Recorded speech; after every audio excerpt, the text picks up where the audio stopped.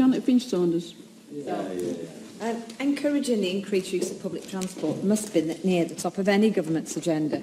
The benefits to the environment, economy, public health are undeniable. Additionally, supporting our young people in accessing employment and education opportunities is essential to the growth and development of our future workforce. Our debate today... I've only just started, sorry. Our debate today outlines a realistic, costed and positive policy. Indeed, one might realistically expect the Welsh Government to support this, given that it goes so far in meeting their objectives for young people, outlined in their Prosperity for All document, and is a credible alternative to the current system. Just 15,000 young people aged 16 to 18 have applied for a Welsh Government My Travel Pass, out of a total of 113,000. Now, forgive me for thinking, there is something wrong with that. That statistic alone says their message isn't getting through. This is a take-up rate of just 13%, yet the Welsh Government's current consultation fails to even ask the question about how we can encourage more young people to sign up to the scheme.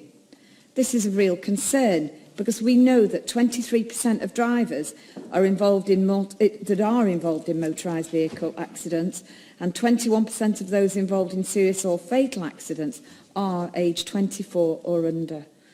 So we need to be actively encouraging alternative and greener transport options where possible. Our proposals to extend free bus travel entitlements to all 16 to 24-year-olds is the simplest, most open and accessible option.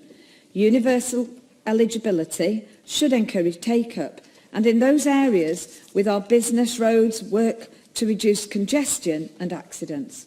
Additionally, the relief of the burden of transport costs will more relieve the more broad economic challenges faced by our young people here in Wales today. Savings in petrol, insurance, initial car purchases, they actually mount up to a similar figure to a house deposit within a few years for some young people.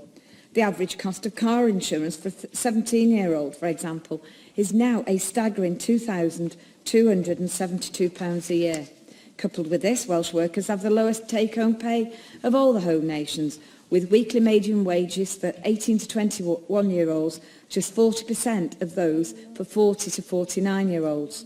Further, the employment rate for 16 to 24-year-olds considerably lower here than in England and Scotland, and 57,400 people aged 16 to 24 are classed as NEETs, not in employment, education or training. Now, given that almost 40% of job seekers say that their job search is limited because of the costs involved, it is clear that access via free bus travel really can make a hugely positive difference here. 18 years on from the establishment of this Assembly, Welsh Labour, with the occasional help from Plaid Cymru and the Lib Dems, have failed to address the needs of our young people, who face some of the worst employment opportunities in the UK. This policy is clear and immediately effective, and I do urge parties from across this chamber to support our motion today. Diolch.